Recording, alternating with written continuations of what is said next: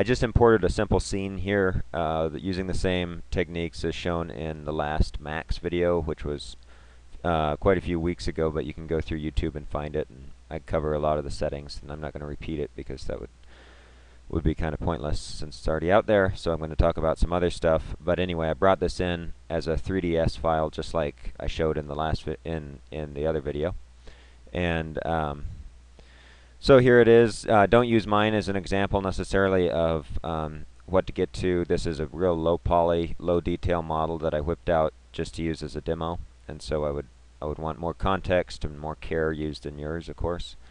But what I'm going to do is just quickly set up, make sure that click on render setup here, make sure that I'm, instead of V-Ray, I want to be on Mental Ray.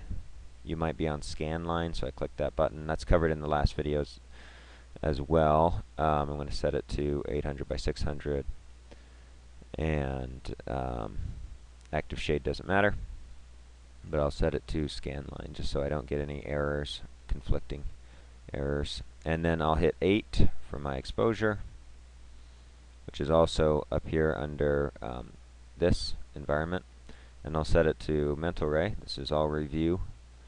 And I'll go exposure value 15. So the first thing I want to do is set up my materials, and again we covered this in class, and this is a little bit of review, but I'm going to hit M and go over here, close my dialog box there, right click, say materials, Mental Ray, Arc and Design. And the first thing I want to assign a material to is probably this tongue of the lamp. So I'll double click on my material name here, and that makes this active over here. So I'll choose frosted glass physical, probably works pretty well. And so then I'll go over here and I will drag this output node. These are all inputs, this is an output. So I'll drag this node over here, drop it in there. And you can see, because I have realistic set and materials with maps set, that I actually get a pretty realistic preview there. But that might bog your system down, so you might choose to go with shaded or hidden line.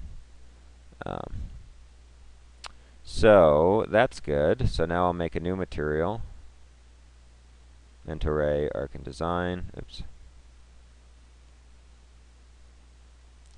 And I double click on it, and that activates this one. So if I'm over here, this one's active. If I double click here, it's active. So, and I'll just say, this is where you're sort of going to have to take over here and make your own decisions, but I'll just go with satin metal for now. And just because I know it's going to be a problem, I'm going to go down here and I'm going to turn off under advanced rendering options, I'm going to turn off back face culling, because what that will do, and I demonstrated this in class, but you'll have some materials not showing up because we're seeing both the inside and the outside of that material at the same time. That would be a problem on this hood. We would not see this, but we would see this, because it says, well, how can you see more than one side of something at the same time? Chances are you won't, so I'm going to save time and turn those back materials off, cull them out, basically.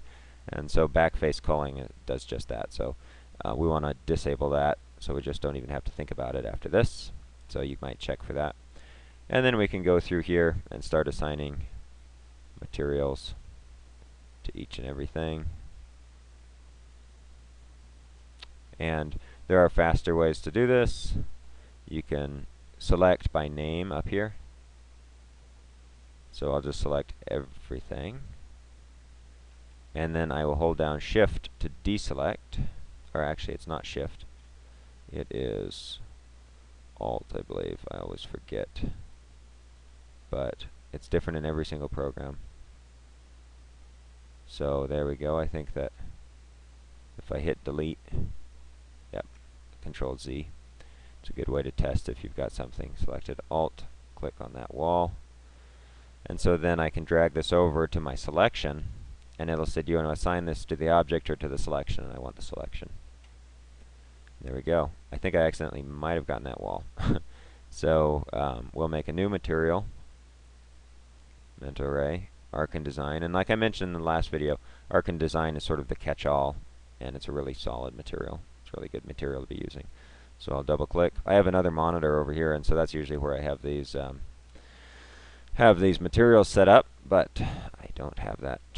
I don't want to record in that resolution, so I'm just showing the one monitor on the recording software, but it is nice to have two monitors, so you could consider getting yourself another one when you have some spare cash. So matte finish, and then we're on this one now, and we can even call this like wall material. We can change the color to whatever we want, add a bit of yellow maybe, and start dragging this over.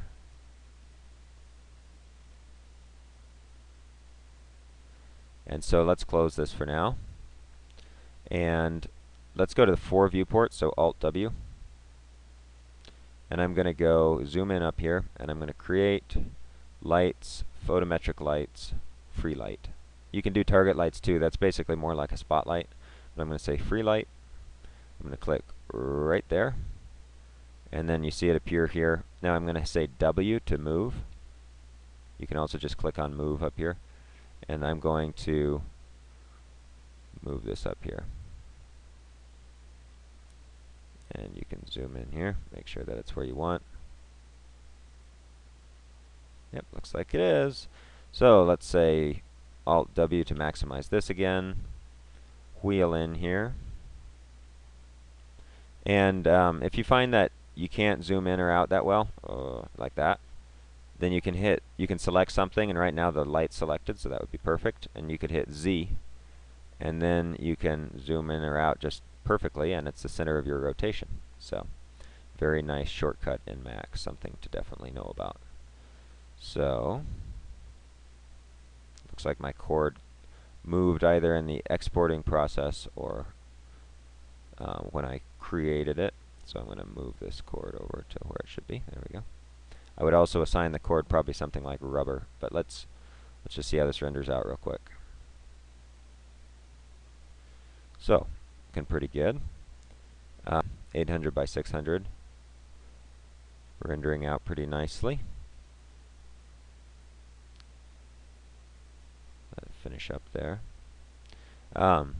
So what we need now is some more lights in here, and you can add more free lights. You can add a sun system if you want to. It's over here under systems.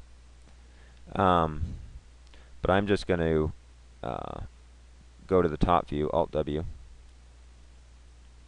You can also create cameras from views with just Control-C. So if you thought that you were going to just save this, you could say Control-C, and now voila, we have a camera. And so up here under the view name, we're in perspective right now, but you can always go camera, camera 1. And so you can create as many cameras as you want. And then you can actually move that camera like so. It's got a target, so the target defines what it's looking at. There you go. You can move this up. And maybe out. And then you can also just pan within the camera view. So, just something to be aware of. And so let's go create lights, photometric lights, free lights. Go here, here, here, and here. And let's select them. Control adds to your selection. Go over here. Actually, I'm going to delete these. And I'm going to shift drag, and then it's going to create a copy or an instance. I'm going to say instance. So if I make changes to one of them, it changes all of them. If I place them all separately, then I can't change them all at once as easily. So then I control click this, shift drag, instance again. So all I have to do is go to 1.